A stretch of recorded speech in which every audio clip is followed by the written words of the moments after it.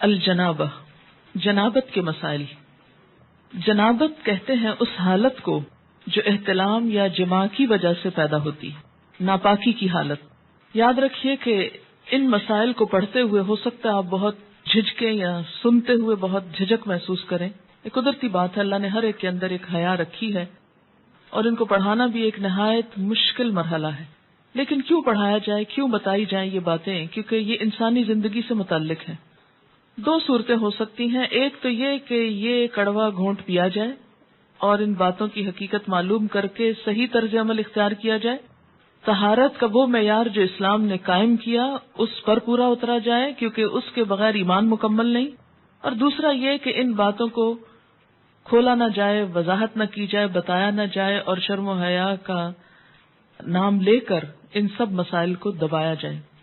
2-4 روز پہلے کسی نے مجھے بتایا ہائیلی کوالیفائڈ لڑکی کے بارے میں کہ اس نے سوال کیا کسی درس دینے والی سے، اور سوال اس بات کے بارے میں تھا کہ وضو کن کن چیزوں سے ٹوٹتا ہے۔ جب اس کو بتایا گیا تو وہ بڑی حیران ہوئی کہ کیا اس سے وضو ٹوٹ جاتا ہے، اور وہ حالت بالکل ایک نارمل حالت ہے جس کا وہ ذکر تھا۔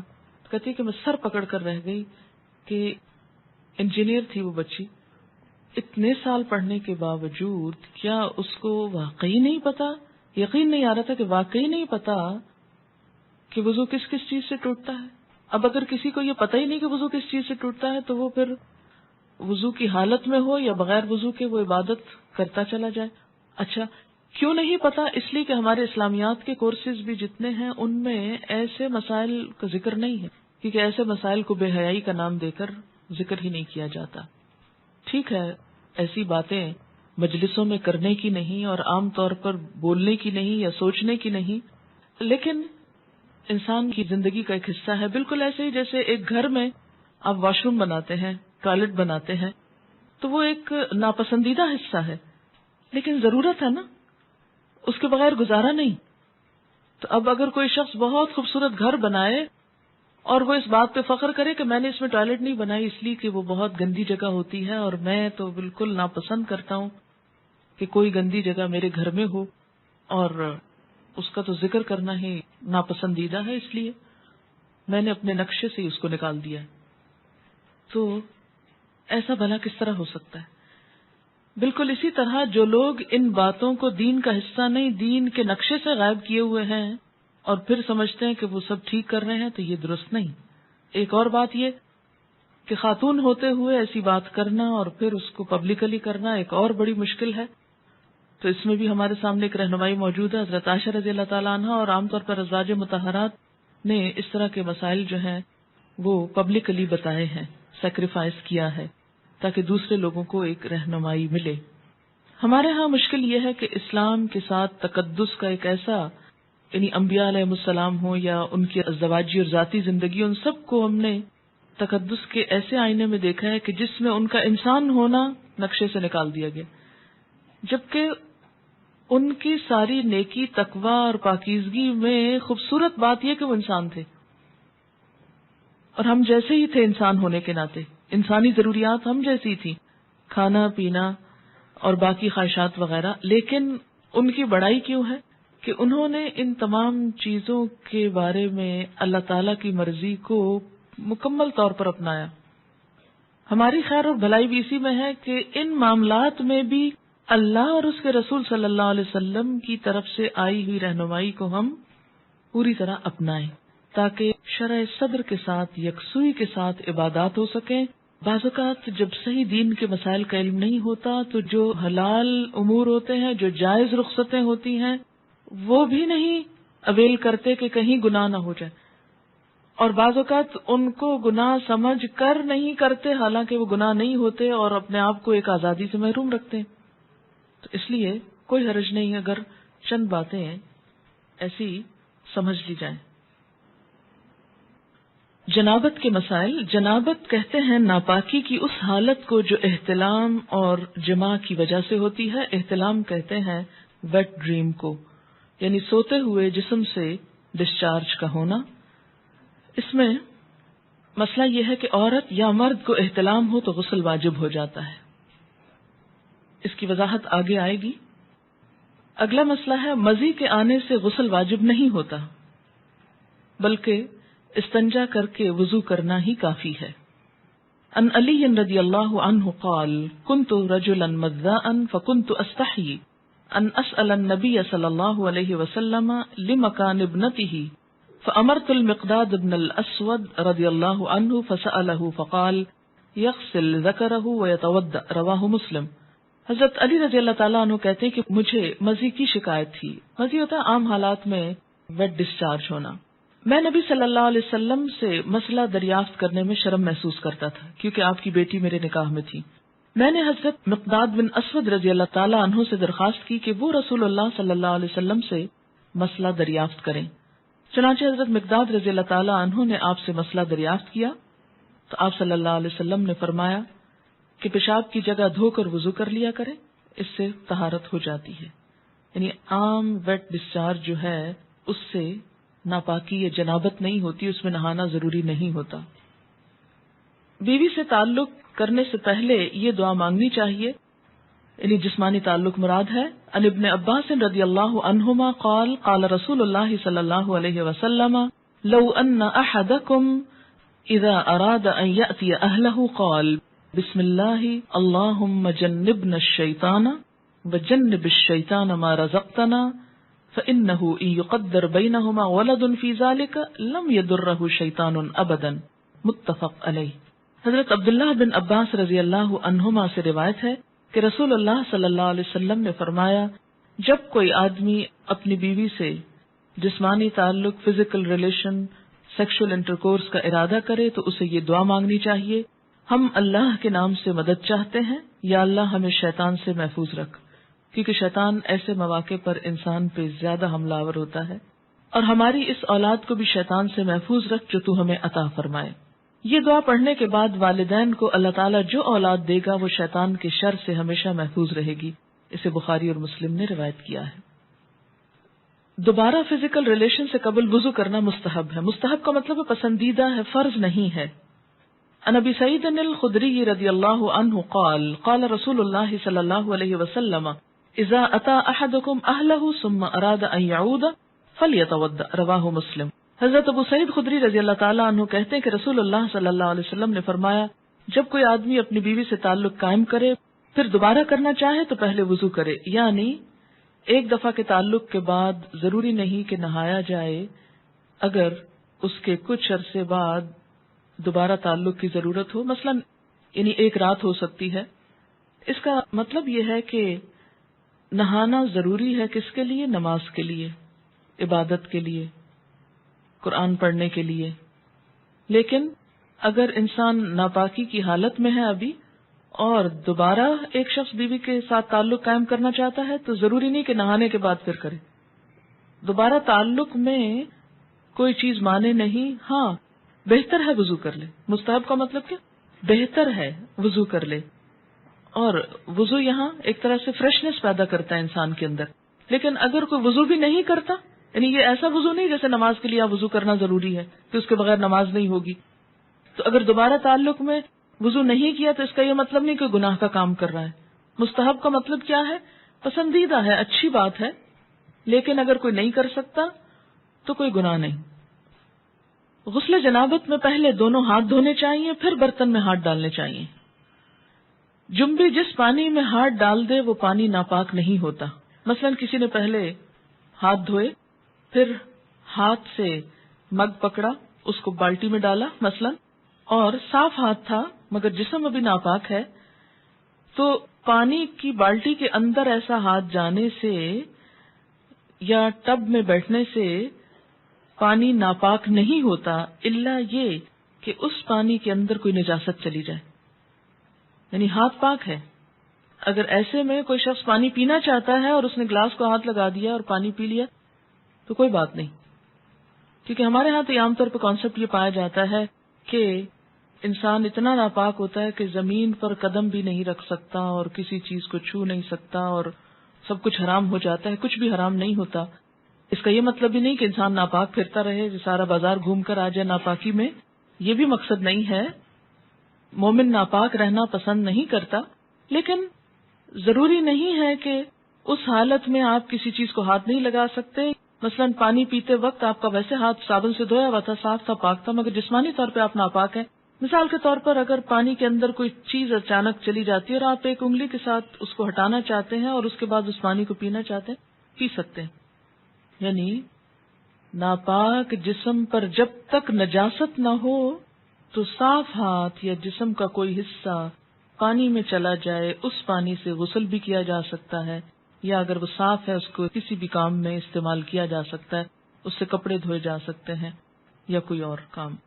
عن ابن عباس رضی اللہ عنہما قال اغتسل بعض ازواج النبی صلی اللہ علیہ وسلم فی جفنۃ فجاء النبی صلی اللہ علیہ وسلم لیتودأ منها او یغتسل فقالت له یا رسول اللہ انی کنت جنبا فقال ان الماء لا يجنب. رواہ احمد. حضرت عبداللہ بن عباس رضی اللہ تعالی عنہما فرماتے ہیں کہ ازواج مطہرات میں سے کسی نے ایک ٹب کے پانی سے غسل جنابت کیا. نبی صلی اللہ علیہ وسلم تشریف لائے، وضو یا غسل کرنے لگے تو بولی، اے اللہ کے رسول صلی اللہ علیہ وسلم، میں حالت جنابت میں تھی اور میں نے اس ٹب کے پانی سے غسل کیا تھا. آپ نے فرمایا پانی جنبی نہیں ہوتا، یعنی اگر تمہارا ہاتھ یا جسم کا کچھ حصہ اس پانی میں چلا گیا تو اس سے پانی ناپاک نہیں ہوا.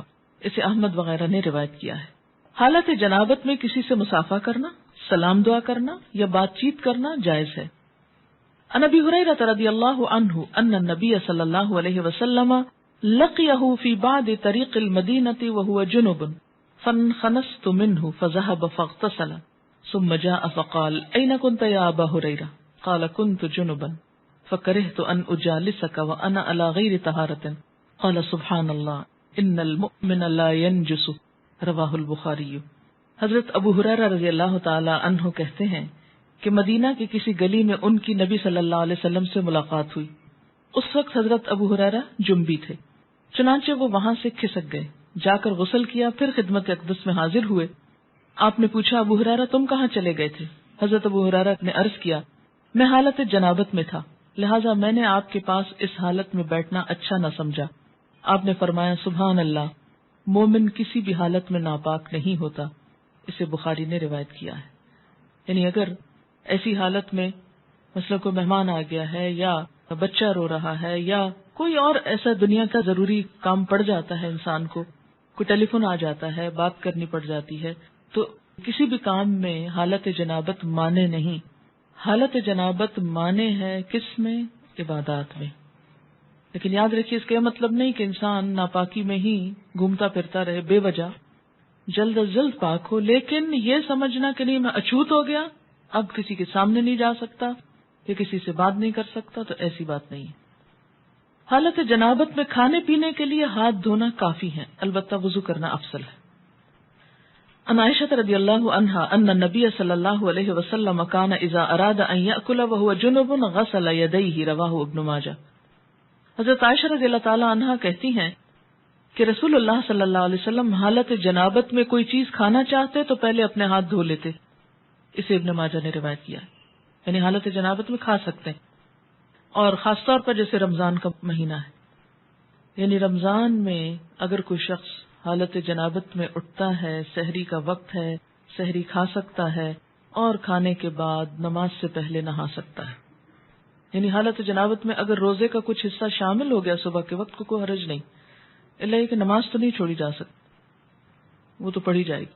کتنی دیر لگے گی؟ آدھا گھنٹہ، گھنٹہ، کیونکہ اس کے بعد تو سورج بھی نکل آئے گا اگر نہیں نہائے تو نماز جائے گی. تو ایسا روزہ کیا روزہ جس میں نماز ہی نہ پڑھی گئی. ان عائشہ رضی اللہ عنہا قالت کان رسول اللہ صلی اللہ علیہ وسلم اذا کان جنبا فاراد ان یأکل او ینام تودأ وضوءه للصلاة. رواہ مسلم. حضرت عائشہ رضی اللہ تعالی عنہا فرماتی ہیں کہ رسول اللہ صلی اللہ علیہ وسلم حالت جنابت میں کھانا یا سونا چاہتے تو پہلے نماز کی طرح وضو کر لیتے. اسے مسلم نے روایت کیا. اور یہ وضو فرض میں نہیں ہے، واجب میں نہیں ہے، یہ مستحب میں ہے. یعنی ایک اچھی فیلنگ کے لیے نہانے میں ٹائم لگتا ہے تو کوئی بھی کام کرنے سے پہلے وضو کر لیا جائے. جنبی مسجد سے گزر سکتا ہے لیکن ٹھہر نہیں سکتا. حالت جنابت میں اگر کسی کو مسجد سے گزرنا پڑ رہا ہے، مثلاً اس کا گھر ہے مسجد کے اوپر اور رستہ ایسا ہے کہ صحن سے گزر کے اوپر چڑھتا ہے، تو تو ایسی صورت میں گزرنا جائز ہے، لیکن وہاں بیٹھ جانا یا دن گزارنا یہ درست نہیں۔ عن جابر رضی اللہ عنہ قال كان احدنا يمر في المسجد جنبا مجتازا رواہ سعید بن منصور۔ حضرت جابر رضی اللہ تعالی عنہ فرماتے ہیں کہ ہم حالت جنابت میں مسجد سے گزر جایا کرتے تھے، اسے سعید بن منصور نے روایت کیا ہے۔ حالت جنابت میں زبانی اللہ کا ذکر کرنا جائز ہے۔ مثلا انسان صبح اٹھا ہے تو اٹھ کے دعا جو پڑھی جاتی ہے الحمدللہ الذی احیانا بعد ما اماتنا والیہ النشور پڑھ سکتا ہے۔ اسی طرح اگر صبح شام کی دعائیں پڑھ رہا ہے تو پڑھ سکتا ہے، یا استغفار کرنا چاہتا ہے تو کر سکتا ہے۔ رات کو سوتے میں کوئی خواب برا آ گیا تو وہ دعا پڑھ سکتا ہے، یا نیند نہیں آ رہی تو کچھ ذکر کرنا چاہتا ہے اور لیکن ہے حالت جنابت میں تو کوئی رکاوٹ نہیں، زبانی اللہ کا ذکر کر سکتا ہے۔ یا اسی طرح جیسے سوتے وقت آیت الکرسی پڑھی جاتی، سونے کے آداب آپ نے پڑھے ہوں گے کہ دائیں طرف کروٹ لے کر ہاتھ گال کے نیچے رکھ کے آیت الکرسی پڑھ کے چاروں طرف پھونک مار دی جائے۔ اب اگر حالت جنابت میں انسان تو کیا آیت الکرسی نہیں پڑھے گا؟ پڑھے گا، کوئی حرج نہیں۔ ان عائشہ رضی اللہ عنہا قالت کان النبی صلی اللہ علیہ وسلم یذکر اللہ علی کل احیانہ رواہ مسلم۔ حضرت عائشہ رضی اللہ تعالی عنہا فرماتی ہیں کہ نبی اکرم صلی اللہ علیہ وسلم ہر حالت میں اللہ کا ذکر کیا کرتے تھے، اسے مسلم نے روایت کیا ہے۔ جنبی کو قرآن پاک پڑھنا یا پڑھانا منع ہے، یعنی یہ نہیں کہ آپ حالت جنابت میں ہیں اور آپ کہیں جی کھانے کی اجازت ہے، پکانے کی اجازت ہے، سلام دعا کی اجازت ہے، چلو تلاوت شروع کر دیتے ہیں یا تعلیم شروع کر دیتے ہیں، نہیں، اس کی اجازت نہیں ہے۔ پاک آدمی وضو کے بغیر قرآن مجید پڑھ سکتا ہے، یعنی وضو نہیں ہے لیکن ویسے قرآن کی تلاوت آپ کر رہے ہیں تو ٹیکسٹ کو ہاتھ نہیں لگائیے اور پڑھتے جائیے، کیونکہ بعض لوگوں کو ایسی بیماری بھی ہوتی ہے کہ ان کا وضو زیادہ دیر تک باقی نہیں رہتا، ایسے میں لوگ قرآن، ذکر، عبادت سب چھوڑ کے بیٹھ جاتے ہیں، فارغ نہیں۔ وضو نماز کے لیے شرط ہے، طواف کے لیے شرط ہے، اگر صرف قرآن کی تلاوت کرنا مقصود ہے یا تعلیم دینا تو کوئی حرج نہیں۔ ان علی رضی اللہ عنہ قال کان النبی صلی اللہ علیہ وسلم یقرئنا القرآن علی کل حال ما لم یکن جنبا رواہ الترمذی۔ حضرت علی رضی اللہ تعالی عنہ فرماتے ہیں کہ نبی اکرم صلی اللہ علیہ وسلم حالت جنابت کے علاوہ ہر حال میں ہمیں قرآن مجید پڑھایا کرتے تھے، یعنی وضو کے بغیر بھی، مراد اس سے یہ، اسے ترمذی نے روایت کیا ہے۔ حالت جنابت کو بڑی ناپاکی کہتے ہیں۔ عام طور پہ فقہ کی کتابوں میں حدث اکبر لکھا ہوتا ہے، حدث اصغر چھوٹی ناپاکی ہوتی ہے جو جنابت کے علاوہ عام طور پر وضو ٹوٹنے کے اسباب کی وجہ سے ہوتی ہے۔ جنبی سونے سے قبل غسل نہ کر سکے تو اسے وضو کر لینا چاہیے۔ ان عائشہ رضی اللہ عنہا قالت کان النبی صلی اللہ علیہ وسلم اذا اراد ان ينام وهو جنب غسل فرجه وتوضا للصلاة رواہ البخاری۔ حضرت عائشہ رضی اللہ تعالی عنہا سے روایت ہے کہ نبی اکرم صلی اللہ علیہ وسلم جب حالت جنابت میں سونے کا ارادہ فرماتے تو اپنی شرمگاہ دھو کر نماز کی طرف وضو فرما لیتے، یہ مستحب ہے ایسا کرنا، اسے بخاری نے روایت کیا ہے۔ جنبی کے لیے وضو کر کے سونا افضل ہے لیکن نہ کرنے کی رخصت ہے۔ ان ابن عمر رضی اللہ عنہما ان عمر استفتى النبی صلی اللہ علیہ وسلم فقال هل ينام احدكم وهو جنب قال نعم ليتوضأ ثم لينم حتى يغتسل اذا شاء رواہ مسلم۔ حضرت عبداللہ بن عمر رضی اللہ تعالی عنہما سے روایت ہے کہ حضرت عمر رضی اللہ تعالی عنہ نے نبی اکرم صلی اللہ علیہ وسلم سے مسئلہ پوچھا، کیا جنبی غسل کیے بغیر سو سکتا ہے؟ آپ نے ارشاد فرمایا ہاں، وضو کر لے اور سو جائے، پھر جب چاہے اٹھ کر غسل کر لے، اسے مسلم نے روایت کیا ہے۔ ان عائشہ رضی اللہ عنہا قالت کان رسول اللہ صلی اللہ علیہ وسلم یجنب ثم ینام ولا یمس ماء حتى یقوم بعد ذلك فیغتسل رواہ ابن ماجہ۔ حضرت عائشہ رضی اللہ تعالی عنہا فرماتی ہیں کہ رسول اللہ صلی اللہ علیہ وسلم حالت جنابت میں پانی کو ہاتھ لگائے بغیر سو جاتے، یعنی یہ بات بھی ملتی ہے جہاں وضو کر کے سوتے وہاں یہ بھی کہ بسا اوقات وضو بھی نہیں کرتے تھے اور سو جاتے، پھر اٹھ کر غسل فرماتے، اسے ابن ماجہ نے روایت۔ اٹ ڈیپینڈس کہ انسان کی طبیعت کیسی ہے، موسم کیسا ہے، پانی کی اویلیبلٹی کتنی ہے، اگر ہو سکے تو بہت اچھا ہے لیکن نہیں تو گناہ نہیں۔ غسل جنابت میں پہلے دونوں ہاتھ دھونے چاہیے، پھر طہارت حاصل کر کے وضو کرنا چاہیے، جنابت مدت مسا ختم کر دیتی، یعنی حالت جنابت میں پھر آپ کا مسا نہیں رہتا جناب کے اوپر. غسل جنابت کے لیے پانی میسر نہ ہو تو غسل کی نیت سے کیا گیا تیمم ہی غسل جنابت کا کام دیتا ہے. اس کی وضاحت آگے آ جائے گی. سوال ہے، کیا حالت جنابت میں بچے کو دودھ پلا سکتے ہیں؟ جی ہاں، پلا سکتے ہیں، لیکن افضل ہے کوشش کریں کہ اس کے بغیر پلائیں، اور آپ نیت کر لیں تو ہو بھی جائے گا. لیکن بسا اوقات ایسا ہوتا ہے کہ کوئی سرونٹ نہیں، کوئی ہیلپر نہیں، بچے اوپر تلے ہیں، ایک ایک دو دو ساتھ ساتھ، تو پھر اس میں بہت سی ایسی چیزیں انسان چاہنے کے باوجود کر نہیں سکتا، تو دودھ ناپاک نہیں ہوتا. صرف یہ ہے کہ کیفیت کا فرق ہے. نہانے کے بعد جو انسان کی کیفیت ہوتی ہے اس میں ایک اطمینان اور سکون کی کیفیت ہوتی ہے. جتنی ماں پرسکون ہوگی اور اس حالت میں بچے کو دودھ پلائے گی اتنا ہی بچے پہ اچھا اثر ہوگا. سنا ہے، کہا جاتا ہے کہ بعض مائیں وضو کے بغیر بھی نہیں پلاتی تھیں، لیکن آج کے دور میں تو اگر کوئی حالت جنابت کے بغیر ہی پلا لے تو بھی بڑی بات ہے. حالت جنابت یا ناپاکی کی حالت میں کسی مسجد کو وزٹ کرنے کے لیے جایا جا سکتا ہے. مثلا اگر آپ ایز اے ٹورسٹ گئے ہیں ترکی اور طرح طرح کی مسجدیں دیکھ رہے ہیں ایک کے بعد ایک، اور اس میں آپ پیریڈز کی حالت میں ہیں، تو گزرنے کی حد تک گزرتے ہوئے دیکھ لیں، کوئی حرج نہیں، لیکن بیٹھے نہیں، وہاں زیادہ دیر رکے نہیں. جیسے گزرنے کی بات آئی نا، تو ٹورسٹ کے اس حالت میں بھی کیا ہوتا ہے کہ مثلا آپ گزر رہے ہیں ادھر سے ادھر، اور بالکل عین مصلی کے قریب نہ جائیں، دور دور سے سارا آگے پیچھے دیکھ لیں، کیونکہ ایسے مواقع بھی بعض اوقات نہیں ملتے. اس لیے کہ ناپاکی کی حالت میں ایک پاک جگہ پر بیٹھ کر وہ اس کی ایک کیفیت میں فرق آتا ہے. حالت جنابت میں اگر غسل سے پہلے کوئی آ جائے اور انسان صاف کپڑے پہن لے تو غسل کے بعد دوبارہ وہی کپڑے پہن سکتے ہیں، یا وہ کپڑے ناپاک ہو جاتے ہیں اور کوئی اور کپڑے پہننا ہوتے ہیں؟ نہیں، جب تک کسی کپڑے کو کوئی نجاست لگی ہوئی نظر نہ آئے یا محسوس نہ ہو اس وقت تک وہ کپڑے پاک ہوتے ہیں اور ان کو دوبارہ نہا کر پہن سکتے ہیں. ہم نے آج تک ایسے مسائل کا ذکر اپنے گھروں اسکولوں میں کبھی نہیں سنا، اس لیے آج یہ پڑھتے ہوئے بہت مشکل پیش آ رہی ہے. اب آپ پڑھاتی ہیں تو بہت سی ٹرمز ایسی ہیں جو کبھی سنی ہی نہیں یا سمجھ ہی نہیں آ رہی. مثلاً احتلام کیا ہوتا ہے؟ یہ ٹرم تو کبھی اردو یا انگلش میں سنی ہی نہیں، لا حول ولا قوت. تو کبھی اردو یا انگلش میں اس طرح مزی ویٹ ڈسچارج کیا ہوتا ہے؟ میں ان میرڈ ہوں، شاید اس لیے بھی چیزیں مجھے سمجھ میں نہیں آ رہی. نہیں، مزی اور احتلام کا تعلق میرڈ یا ان میرڈ ہونے سے نہیں ہے.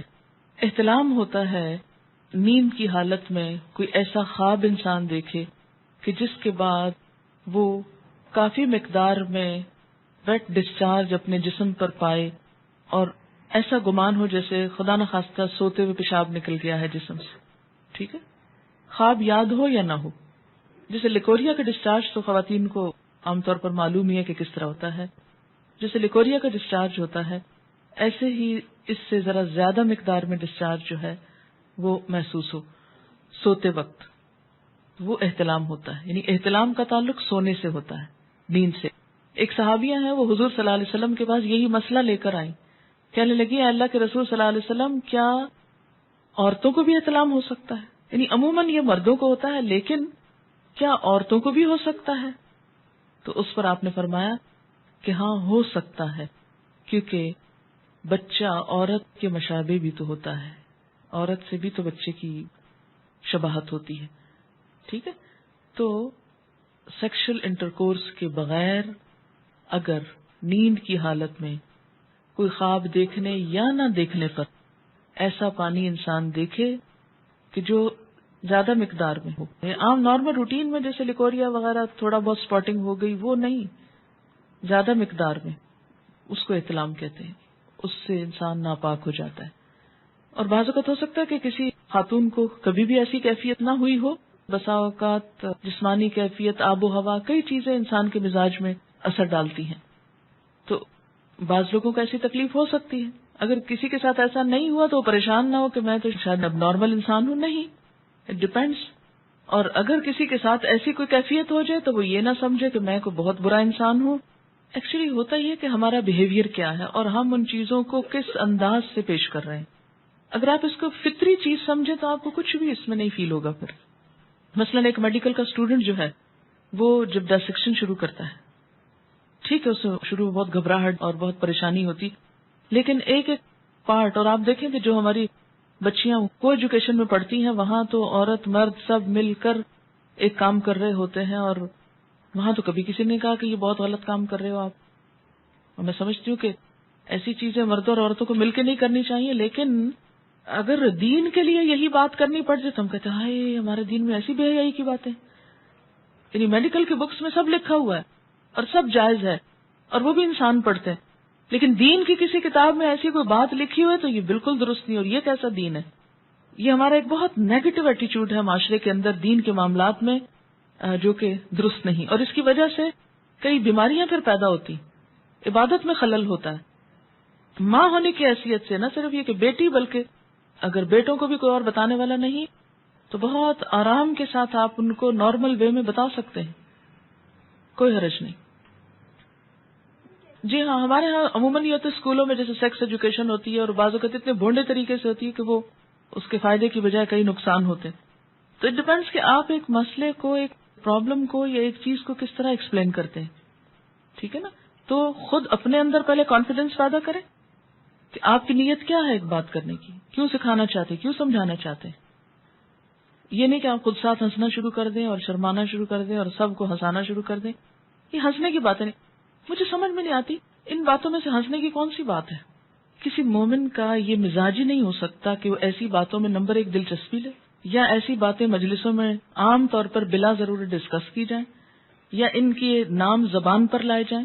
نہیں ہونا چاہیے، لیکن علم کی حد تک عمل کے لیے ان کا ذکر بھی ضروری ہے کیونکہ یہ انسانی زندگی سے متعلق چیزیں.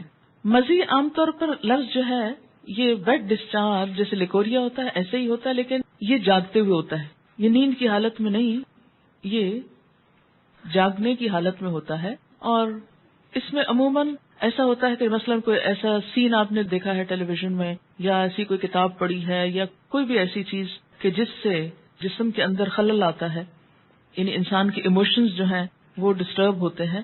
تو ایموشنز کے فرق سے یہ ڈسچارج ہوتا ہے. یعنی لیکوریا جو ہوتا ہے بغیر ایموشنز کے ہوتا ہے، لیکن یہ ایموشنل کیفیت کے ساتھ ہوتا ہے. ایموشنل کیفیت کے ساتھ جو ویٹ ڈسچارج ہوتا ہے اس سے استنجا بھی لازم ہے اور وضو بھی لازم ہے، لیکن نہانا لازم نہیں. وہ بھی ہو سکتا ہے، کوئی سائیکولوجیکل پرابلم ہو سکتا ہے یا کچھ بھی، اس کو نام دے سکتے ہیں. لیکن مزی میں لفظ آپ یوں سمجھے جیسے مزہ لفظ ہے نا، یہ اسی سے نکلا ہے یہ لفظ. ٹھیک ہے. ایک بچی کی ریسنٹلی شادی ہوئی، اس نے ایک میل مجھ کو کی، وہ اس قدر بیچاری پریشان، چھوٹی سی عمر کی بچی تھی، شادی ہوگی، اس کو شاید پہلے سے کسی نے کچھ نہیں بتایا، نہ ماں بتاتی نہ کوئی اور، جو ضروری چیز ہے وہ کوئی نہیں بتاتا اور فضول میں بہت کچھ پڑھ لیتے. تو اب وہ کچھ بہت ہی جینون جو اس کے شوہر کے رویے تھے ان پر وہ اس قدر خوف زدہ تھی اور پریشان کہ شاید میرے ساتھ کوئی بہت ہی گناہ کا کام ہو رہا ہے اس طرح. تو ایسا کیوں ہے؟ اس لیے کہ یا تو اس کو اتنا چھپایا گیا اور بتایا ہی نہیں گیا، یا یہ ہے کہ بلو پرنٹس بچے چھپ چھپ کے دیکھیں تو ماں باپ کو خبر نہ ہو. ان رویوں میں بہت نارمل اور بہت فطری انداز میں، نیچرل انداز میں آپ کو بہیو کرنے کی ضرورت ہے. سوال ہے، مزی والا کپڑا دھونے کا موقع نہ ہو اور گھر سے باہر کسی ایسی جگہ پر ہو کہ بدل بھی نہ سکے اور نماز کا وقت آئے تو کیا نماز پڑھ سکتے ہیں؟ اس میں ہر انسان کو اپنی کیفیت کا پتہ ہوتا ہے. یہ بالکل ایسے جیسے لیکوریا کا ڈسچارج ہے، تو اس میں ڈسچارج کے بعد استنجا ضروری ہے. اگر استنجا کرنا ہے آپ کو تو پھر دھونے کا موقع کیوں نہیں آخر؟ اور آگے آپ انشاءاللہ ڈیٹیل پڑھیں گے کہ بعض اس طرح کے اسپاٹس جو ہے وہ صرف کھرچنے کریدنے سے ہی، یعنی ان کو اگر رب کر دیا جائے اور جھاڑ دیا جائے تو وہ صاف ہو جاتے ہیں. کیا جنابت کی حالت میں کھانا تیار کیا جا سکتا ہے؟ جی بالکل کیا جا سکتا ہے. ایسا ہے کہ اگر آپ اپنے بچوں کو کوئی چیز بول کے نہیں ایکسپلین کر سکتے کہ جھجک آتی ہے اور بڑے ہو گئے ہیں یا کچھ، تو لکھ کر دیجیے. جاگتے ہوئے اگر کچھ خیالات کے بعد اگر کم ڈسچارج، بات یہ ہے کہ کم ہو یا زیادہ ہو، جو ڈسچارج ہے اس کے لیے استنجا اور وضو دونوں ضروری ہے. ایک لڑکی کی ماں نہ تھی، چچی اور کچھ آنٹیز رہتی تھی. جب اس بیچاری کو پیریڈز ہوئے تو اس نے بھائیوں کو بتایا، کیونکہ بھائیوں سے چھوٹی تھی. وہ بھائی پریشان ہو گئے، ڈاکٹر کے پاس لے جانے لگے. تو لڑکی کے والد جب گھر آئے تو انہوں نے چچی سے کہا اور اس طرح. تو وہ انہیں بعض اوقات ایسی چیزیں پھر بہت امبیرسمنٹ کا سبب بن جاتی ہیں نا، کہ جب بچوں کو آپ ماں نہیں بتا رہی جو ان کی سب سے بڑھ کر خیرخواہ ہے، تو پھر وہ کیا کرتی ہیں، سہیلیوں سے پوچھتی ہیں، اوروں سے پوچھتی ہیں، ادھر ادھر سے کوئی ان پہ ہنستا ہے، کوئی مذاق اڑاتا ہے، اور یہ ساری زندگی چیزیں خوف کی چیزیں بن کے رہ جاتی ہیں. تو اس سے بہتر ہے کہ وہ اوروں سے جا کے پوچھیں، کیوں نہ آپ ان کو بتائیں خود۔ بیڈ ڈسچارج میں کیا کپڑے چینج کرنا یا دھونا ضروری ہے؟ اگر آپ کہیں باہر ہوں یا آپ کو فیل ہی نہ ہو، دیکھیے کہ اس کیفیت کا تعلق ہی فیلنگ کے ساتھ ہے۔ اگر فیلنگ ہی نہیں ہے تو جسٹ نارمل بات ہے، یعنی بعض لوگ اسٹرانگ ہوتے ہیں اور ان کو چھوٹی چھوٹی باتوں پہ فیلنگ نہیں آتی ایسی، تو ان کو پریشان ہونے کی ضرورت نہیں۔ تو پھر کیا بغیر وضو کے نماز پڑھ لیں؟ جی ہاں، جب فیلنگ ہی نہیں ہے تو پھر وضو کی ضرورت ہی نہیں، پھر نماز بھی پڑھ سکتے ہیں۔ ٹین ایجر لڑکوں کو اگر احتلام ہو تو نہانا واجب ہے؟ جی ہاں، یہی تو اب تک رونا رویا گیا ہے کہ اس سے غسل واجب ہو جاتا ہے، لازم ہو جاتا ہے، نماز نہیں ہوتی ہے۔ لیکن کتنے ہمارے ٹین ایجرز کو پتا ہے؟ یہ بھی دیکھ لیجئے۔ کیا احتلام سوئے بغیر بالکل نہیں ہو سکتا؟ نہیں، احتلام نیند کے ساتھ اس کا تعلق ہے، چاہے خواب دیکھا جائے یا نہ۔ اس کا روٹ کیا ہے؟ جائیے اس پہ ذرا۔ احلام ہے، لام میم حلم، خواب، تو اسی سے باب افتعال ہے، احتلام، خواب دیکھنا۔